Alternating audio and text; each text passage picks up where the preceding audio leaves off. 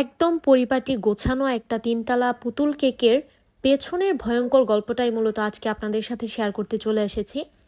হয়তোবা ভাবছেন পরিপাটিও বললাম, সুন্দরও বললাম, এখন আবার বলছি পেছনের ভয়ঙ্কর গল্প। হয়তোবা আপনাদের মাথার মধ্যেও বিষয়টা ঘুরপাক খাচ্ছে, তাই না বলেন? তো যাই হোক, আপনাদের বেশি ভাবতে হবে না। এই ভিডিওতেই মূলত আমি শেয়ার করব কি সেই ভয়ঙ্কর কাহিনী।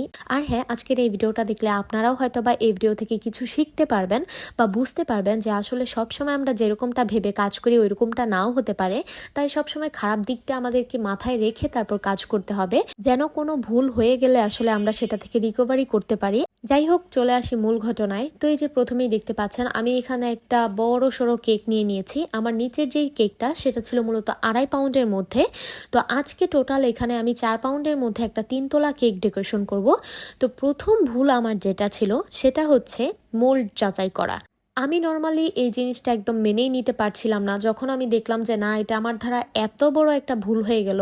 আর সেটাও আমি একদম লাস্ট মোমেন্টে আসলে টের পেয়েছি। বিশ্বাস করেন, হয়তো বা আপনারা বলতে পারেন যে নিজের সুনাম নিজে করছে, আসলে বিষয়টা এরকম না। থাকে না যে কিছু কিছু কাজে কিছু মানুষ পারদর্শী থাকে। হ্যাঁ, আমার কাছে মনে হয় যে আমি ওই রকম একজন মানুষ যে আসলে প্রতিটা, আমি দেখবেন অনেক আপুদেরকে না আমি দেখি, আমি কাউকে ছোট করে কথা বলছি না, হয়তো বা আমাদের সবার কাজ, এক একজনের কাজ এক এক রকম। তবে আমার কাছে মনে হয় যে না, আমি মোল্ড যাচাইটা খুবই ভালো পারি। তবে সেদিন একটা ভুলের কারণে মানে বেশি পাকনামি করতে গেছিলাম। আসলে কোনো কাজে অতিরিক্ত ভেবে ফেলা আবার ভালো না।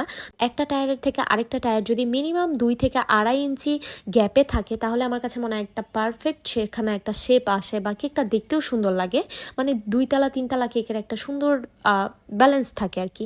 তো ওই জিনিসটা আমি মনে হয় যে বেশ ভালোই পারতাম। মানে 1.5 পাউন্ডেও আমি করেছি, তবে 1.5 পাউন্ডেও অনেক আপুরা দেখি করে। আমার কাছে পার্সোনালি মনে হয় যে কিছু কিছু আপুরা খুব সুন্দর কাজ করে, আবার কিছু কিছু নতুন আপুরা আছে যারা হয়তো বা বুঝে না বা নতুন কাজ করছে, অত একটা পারদর্শী না, তাদের মোল যাচাইটাতে কিন্তু একটু ভুল হয়ে যায়। তো দেখেন, আমি ওই আপুদের কথা কি বলবো, এতদিন ধরে কাজ করি অথচ আমি এটা কি করেছি। মানে একদম যেই নিচের তলাটা আছে সেটার সাথে আমার 2 তলার যেই কেকটা, সেটার কোনো রকম কোনো মিলই নেই। মানে এখন বলতে পারেন তাহলে আপু আপনি এই কাজটা কিভাবে করেছেন বা কেন করেছেন এরকম। তো সেটাই বলি, আমি মূলত একদম সুন্দর করে গুছিয়ে, মানে আমার সেদিন কিন্তু আরও অনেক কেক ছিল, আপনারা ওই ভিডিওটা দেখেছেন কিনা জানি না, ইডিবল একটা ছবির কেক ছিল 6 পাউন্ডের মধ্যে বড়সড় একটা কেক। ওই কেকটা আর এই কেকটা একজন মানুষই নিয়েছিলেন, উনি আমাদের আত্মীয়ই হন। যাই হোক, ওই কথা না হয় আজকে বাদই দেই। তো উনি মূলত এতগুলো কেক আমাদের থেকে নিয়েছে।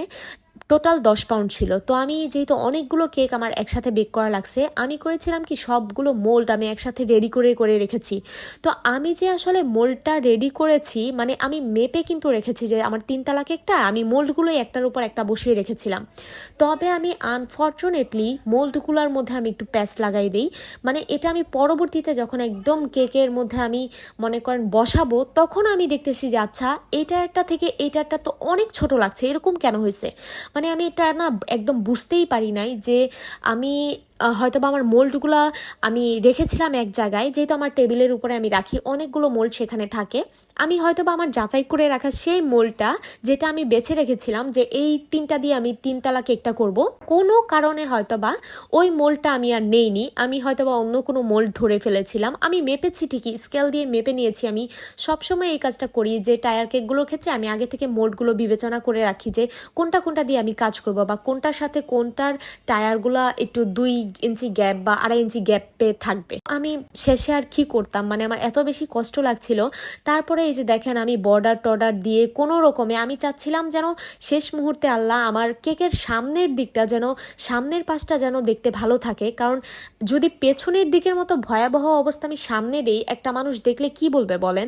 তো তারপরে খুব কষ্ট করে টেনে টুনে আমি টায়ারগুলোর মাপ এইভাবে রেখেছিলাম। মানে ও একদম উপরের টায়ারটা আমি একদম পিছনে দিয়েছিলাম, যেই কারণে পেছন সাইড থেকে কেকগুলো দেখতে একদম মনে হচ্ছিল না যে 2 তলা আর 3 তলা কেক, মনে হচ্ছিল 2 তলাই কেক, খাম্বার মতো একটা কেক উপরে উঠায় বসাই দিছি এরকম। তো যাই হোক, সামনের দিকটা এত একটা খারাপও লাগছিল না, মোটামুটি কোনো রকমে আমি একটু ব্যালেন্স করে নিয়েছিলাম। আর যেহেতু আমি একদম ক্রাম কোটিং ফিনিশিং করার পরে এই জিনিসটা আমি যখন কেকের উপর বসেছি তখন খেয়াল করেছি আমার হাতে, বিশ্বাস করেন ভাই, 5 মিনিট সময়ও ছিল না যে আমি এটাকে আরেকবার করে তারপর মানে বসাবো। তো শেষমেশ এই যে আপনাদের উদ্দেশ্যে একটা কথাই বলবো যে আমার মতো এরকম মাথাটা গরম রেখে এত তাড়াহুড়ো করে কেউ কাজ করতে গিয়ে অল্প একটুখানির সময়ের জন্য আসলে এরকম বড়সড় ভুল কেউ করবেন না। অবশ্যই যাচাই বাছাই করে লাস্ট মোমেন্টে সবকিছু দেখে শুনে কাজ করবেন, নয়তো আমার মতো এরকম বিপদে পড়তে হবে। যাই হোক, আমার কেকের ফাইনাল লুকটা কেমন লেগেছে আপনাদের কাছে তবুও কমেন্ট করে জানিয়েন। আল্লাহ হাফিজ।